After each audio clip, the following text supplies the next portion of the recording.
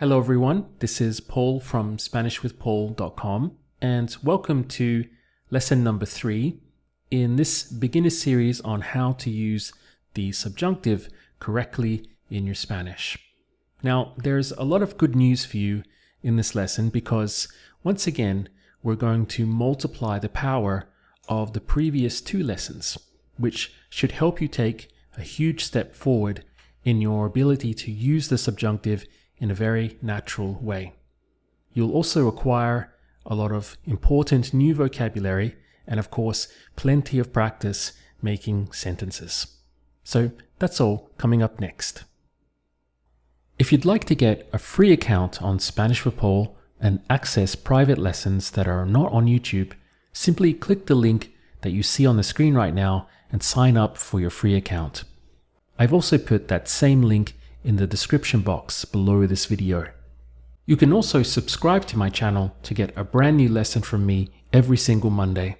So with all that said, let's get started. Alright, so let's begin by looking at the structure that we've built so far. On the left hand side you can see the list of our triggers. So we have espero que for I hope, no creo que, I don't believe or I don't think, dudo que, I doubt, cada vez que, each time, and siempre que, for whenever. Now, these 5 triggers lead us into the sound of the subjunctive. So that means we have the sound of tenga for I have, or tengas for you have. Now, I mentioned that I have some good news for you, and that is, while we have the sound of tenga for I have, this will also stand for he, she, or it has in the subjunctive. So you can see that tenga is a sound in Spanish with enormous power. Putting it on one slide, we actually have 4 angles here: I, he, she, and it. Now, of course, this begs the question, if tenga can stand for I, he, she, or it, how do you know which is which in a conversation? Meaning, how do you know which one is being referred to? Well, the answer is that you can make it explicitly clear using pronouns. So the ones we'll use are yo for I, él for him, and ella for her. So, for example, let's say we had this phrase, espero que tenga suficiente. Now, because tenga could mean 4 different angles, it's not immediately clear outside of the context of a conversation which one we're referring to. So whenever that happens, whenever it's not clear based on the context of the conversation, you can use these pronouns to make it explicitly clear, in other words, to clarify which one you mean. So if this was, I hope that I have enough, you could put in the pronoun of yo. Espero que yo tenga suficiente. The nice thing about this placement is that it mimics exactly what we would do in English. So the pronoun is coming in the same position. I hope that I, espero que yo, tenga suficiente. So the listener in that case would know that you are referring to the angle of I have. Whereas if you meant, I hope that he has enough, then you would swap out the yo for él. So espero que él tenga suficiente. Now it's very clear that you mean him. Equally, if we want to switch to her, so espero que ella tenga suficiente. I hope that she has enough. Now again, it's very clear. You could also swap them out for names. For example, say that you wanted to express, I hope that Jose has enough, or I hope that Maria has enough. Well, it's the same placement. So espero que Jose tenga suficiente. So in that position, you could also put a specific name or any one of these pronouns. Let's go for another example. We could have a sentence like dudo que tenga tiempo para hacerlo hoy. So if you wanted to make it again explicitly clear that you're saying, I doubt that I will have time to do it today, then dudo que yo tenga tiempo para hacerlo hoy. I doubt that he'll have time to do it today. Dudo que él tenga tiempo para hacerlo hoy. And of course, I doubt that she will have time to do it today. Dudo que ella. So you can see it working in exactly the same way. So now I'd like you to try some for yourself. And I'm going to assume that you've already watched the previous 2 parts in this series. So I won't go over teaching you all the vocabulary and the triggers again. I'll simply assume that you already know them. So let's begin, and remember that you must make each answer explicitly clear using the pronouns. Here's the first one. How would you say, I don't think he has enough? No creo que él tenga suficiente. Whenever she has time to do it.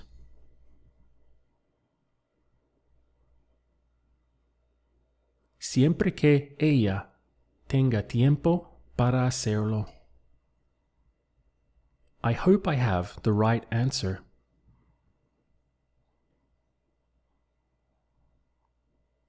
Espero que yo tenga la respuesta correcta.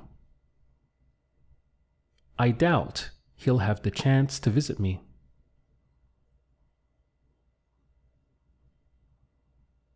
Dudo que él tenga la oportunidad de visitarme. Each time that she has a problem. Cada vez que ella tenga un problema. Whenever I have the chance to help.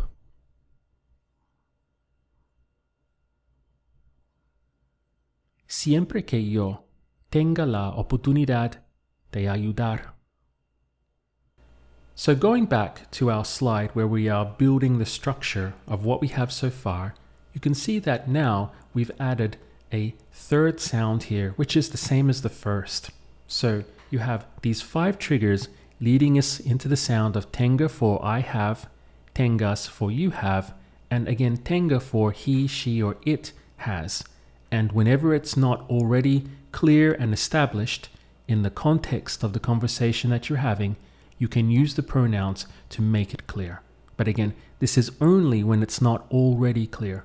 Otherwise, you don't have to clarify anything. Now, what I'd like to do is add a 4th angle here, which is the angle of we have, again in the subjunctive.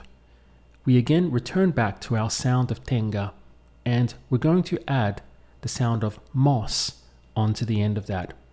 So it becomes tengamos.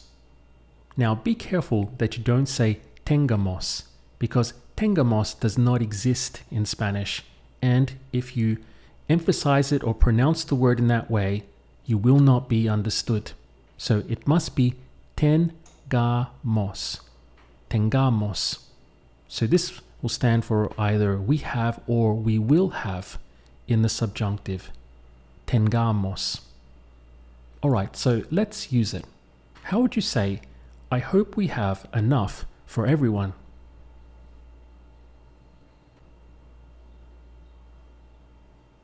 Espero que tengamos suficiente para todos. Whenever we have time. Siempre que tengamos tiempo. I doubt we'll have enough money to buy it today.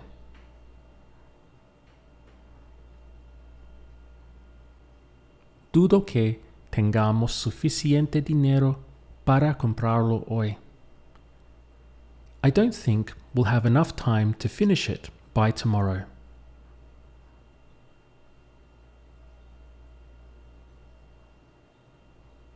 No creo que tengamos suficiente tiempo para terminarlo para mañana. I hope we'll have the chance to do it later.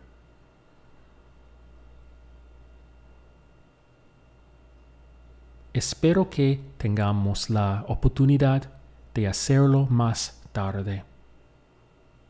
Do you remember how to say next week? La próxima semana. Now say, I doubt we'll have an answer by next week.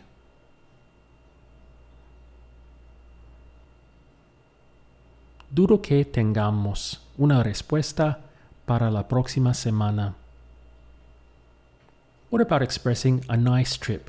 Do you remember how to say that? Un buen viaje. Now say, I hope we'll have a nice trip. Espero que tengamos un buen viaje. So let's add that angle of we onto our slide now. Here again we have our 5 triggers leading us into the sound of the subjunctive, and we have our new angle of tengamos. So reading down the line, we have tenga for I have, tengas for you have, tenga again for he, she, or it has, and now tengamos for we have. Remember, always be careful with the pronunciation there. Let's work with some new vocabulary now. To express nice weather, there are 2 ways. You can either say buen tiempo or buen clima. You'll tend to hear one just as often as the other. So let's go with buen clima for now. How would you say, I hope we'll have nice weather? Espero que tengamos buen clima. I hope we'll have nice weather next week. Espero que tengamos buen clima la próxima semana. I don't think we'll have nice weather next week. No creo que tengamos buen clima la próxima semana.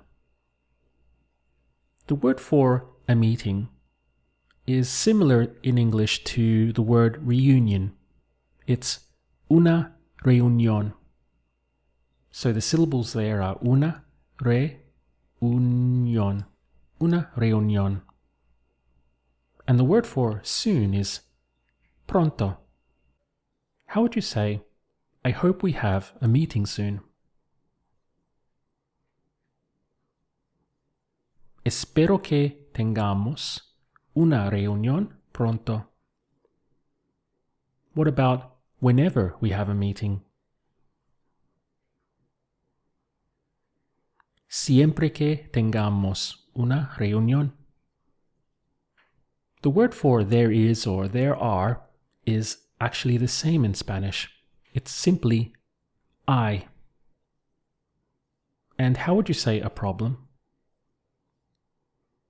Un problema. Remember that this is always masculine, so never una problema, but un problema. So how would you say there is a problem?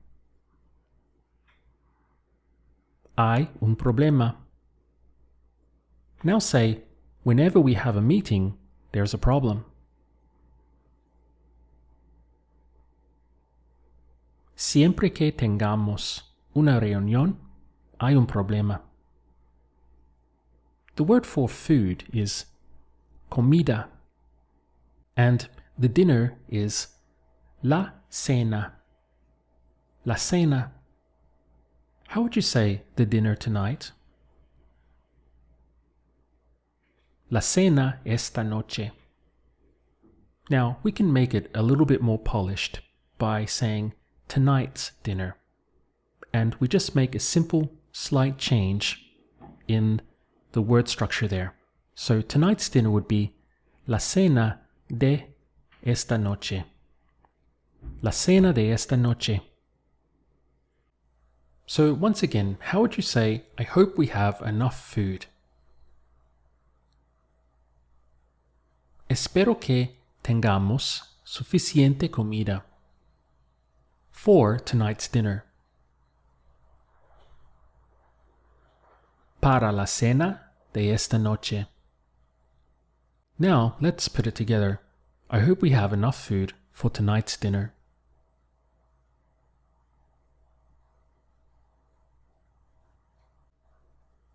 Espero que tengamos suficiente comida para la cena de esta noche. To finish out, what I'd like to do is mix and match everything that we've put together so far. So returning to our slide, we're going to drill our 5 triggers plus the sounds of tenga, tengas, tenga being made explicit with pronouns, and then tengamos. So let's run our final drill now. How would you say, I doubt we'll have enough time to finish everything today?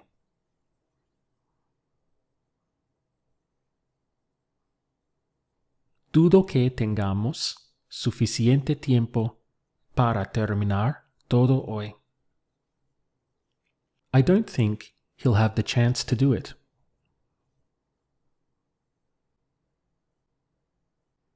No creo que él tenga la oportunidad de hacerlo. Whenever you have a moment. Siempre que tengas un momento. I hope I'll have the chance to travel next year.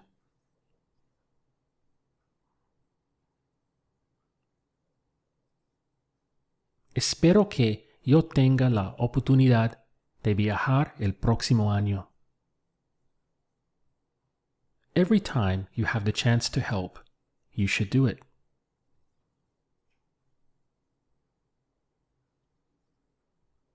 Cada vez que tengas la oportunidad de ayudar, deberías hacerlo. I doubt she'll have enough time to visit me.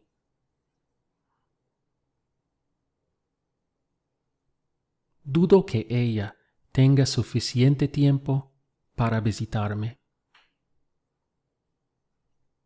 Every time we have a question. Cada vez que tengamos una pregunta.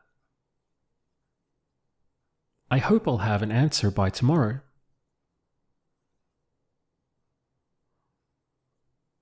Espero que yo tenga una respuesta para mañana. I don't think Jose has enough money to buy it.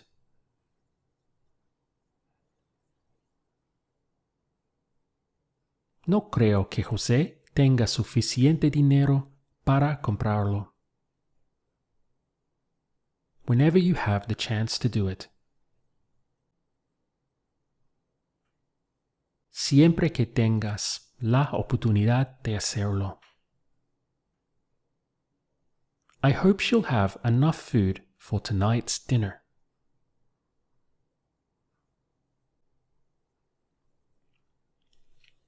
Espero que ella tenga suficiente comida para la cena de esta noche. Looking ahead to next week, I'll finish this beginner series with you on the subjunctive by working with the angle of they, and then we'll move on to something new. Now, if you have suggestions or ideas for something you would like me to do a series on, you can leave them in the comments below. So that's it for this week. Remember to sign up for your free account on Spanish with Paul by clicking the link you see on the screen right now, or the one that I've put in the description box below this video. I look forward to seeing you all again next Monday.